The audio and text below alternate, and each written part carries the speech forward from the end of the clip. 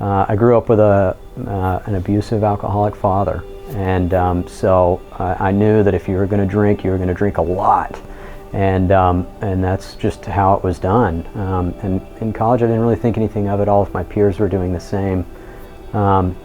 And then as I got older, it progressed into I couldn't just go out and have happy hour with my friends. Happy hour turned into an all-night affair. I had gone through phases, I think, of, I probably don't have a problem, but I might. And then there was maybe I have a problem. And then toward the end, it was I probably have a problem, but maybe not. And you kind of rationalize it that way. But again, at the end of the day, it's, are you showing up for work? Are you paying your bills? And if you are, then I'm just a heavy drinker that's responsible. And then at the end, I drank not to feel.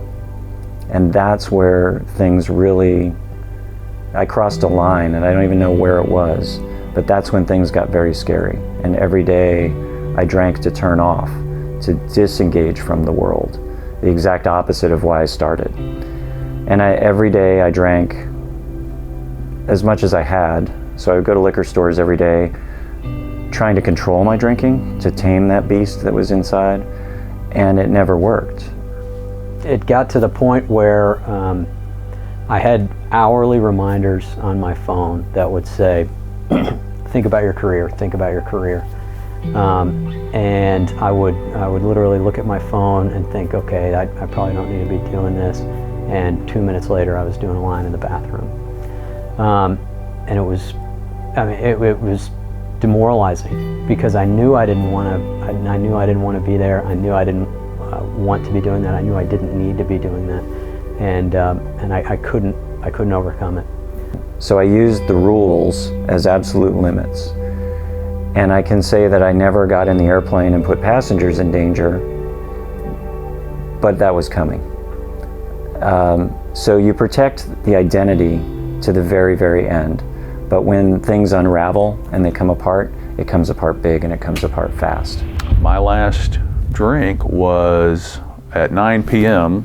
that night, and the next morning at work, I was given a breathalyzer, a reasonable suspicion test, and I blew a .09, and that was 13 hours later. And so I left the airport in the back of a police car, and I had no work-related incidences up until that point. Everything was going fine. And when you're in the back of a police car in your uniform leaving the airport, you'll start thinking that maybe you have a problem.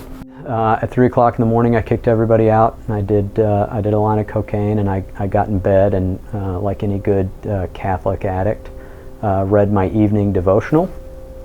And the prayer that night was, God, save me from all enemies, even if that enemy is myself.